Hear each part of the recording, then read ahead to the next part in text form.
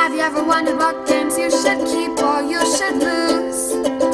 Find out here at Purge Reviews. Here's a Run Fighter Die expansion pack number 3, the new co-op play. It gives you 2 new characters and rules so you can play cooperatively. So if you've been wanting to play Run Fighter Die cooperatively, this is where you will be with it. It's a very small box, and when you open it up, if I can get her open, you will see what comes inside. You'll get some action cards, some cards, a couple new characters we'll take a look at, and you're going to get a little rule book. So let's take a look at all this and see what it is. So the rule book's going to be just this one sheet of paper, front and back. What you're going to get here at the front is the list of components, how you set it up, and the goal. You can have new personal goals that you'll be trying to achieve. And the back is the new playing the game and some of the new things that will come out of it. There's an optional cooperative play over here that will show you how to utilize that. Very easy, just the one page. You should read this probably about 5 minutes and be ready to go. So when you're playing this cooperatively, you want to make sure you're playing with at least 3 to 5 people. It does not work with less. Each player will get a personal goal. We'll take a look at a couple of these. The Good Samaritan. You always do the right thing and saving the weak and defenseless. So start this game side up. Your personal goal is to flip this card when you have 2 followers with penalty icons and you've used at least 2 action cards. Then when you flip it over, penalty may be I care 2 months. Once revealed, each turn you must use 1 gun icon to attack a zombie. So each one of these, you have the Amateur Scientist, the Adventure Tourist. And I like this one right here, the Odd Accountant. I like this one a lot. The personal goal, you must flip this card when you have 3 followers of different values. Then your penalty is 1, 2, 3. Every time you re-roll action dice, you must re-roll and be able to roll 3 dice. You may not draw fleeing cards unless you have exactly 3 zombie icons on the dice. I like that one quite a bit. It's just fun for me to go through. But these you'll have, and everybody would need to accomplish their personal goal in order to win the game. You also get 4 new locations. You will get the sewers, the water towers, the zombie proof van, and the fancy treehouse. And you'll see these have barricades at the bottom of these. So you can take these out if you don't want to play with these anymore.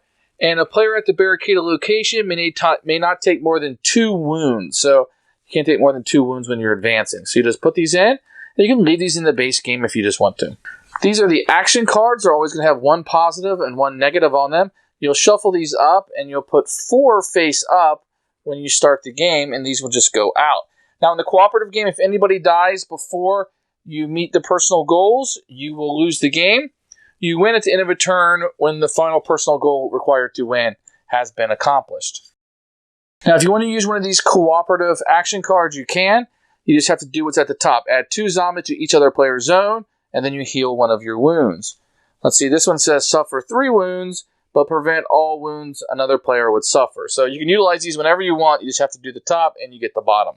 So these are going to be the main rules that are going to be inside this expansion pack. Really, these goals, if you will change everything up and give you something kind of to play towards.